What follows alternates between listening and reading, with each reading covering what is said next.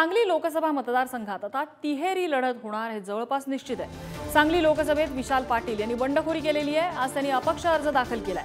कोल्हापूरची जागा ठाकरेंना सोडल्यामुळे सांगलीतून ठाकरेंच्या शिवसेनेने चंद्रहार पाटील यांना उमेदवारी दिली आणि त्यानंतर नाराज असलेल्या विशाल पाटील यांनी उमेदवारीसाठी दिल्ली वाऱ्या सुद्धा केल्या। मात्र सांगलीची जागा ठाकरेंच्या शिवसेनेला सोडण्यात आली आणि त्यामुळे विशाल पाटील यांनी हे टोकाचं पाऊल उचललंय। सांगलीमध्ये आता विशाल पाटील, चंद्रहार पाटील आणि संजय काका पाटील अशी तिरंगी लढत असेल। आमचे प्रतिनिधी स्वप्नील पाटील सांगलीतून आपल्या सोबत आहेत। स्वप्नील, तिरंगी लढत निश्चित झालेली आहे, फटका कुणाला बसणार? आपण पाहिलं तर सांगलीमध्ये आता तिरंगी लढत होतीये। विशाल पाटील यांनी अपक्ष अर्ज दाखल केलेला आहे। तसेच ते काँग्रेसकडून जर तिकीट मिळालं तरी देखील काँग्रेसकडून देखील अर्ज भरणार आहेत। त्यामुळे आता 2019 जर आपण विचार केला तर 2019 मध्ये विशाल पाटील हे स्वाभिमानी शेतकरी संघटनेकडून लढले होते। त्याचा फटका ह्याला फायदा भाजपला झाला होता। यावेळी देखील तशीच परिस्थिती आहे।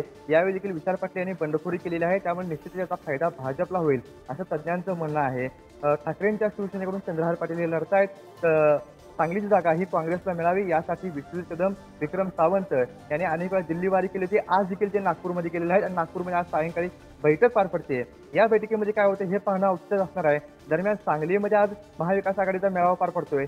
या मेळाव्यात मात्र काँग्रेसनं बहिष्कार टाकलेला आहे। असं असलं तरी आज विशाल पाटील यांनी अपक्ष अर्ज दाखल केला आहे। उद्या विशाल पाटील यांची भव्य रॅली देखील असणार आहे आणि ते कार्यकर्त्यांना संबोधित देखील करणार आहेत। त्यामुळे आता सांगलीतील जी लढत आहे ती तिरंगी लढत होणार हे जवळपास निश्चित आहे। स्वप्नील, धन्यवाद या सगळ्या माहितीबद्दल।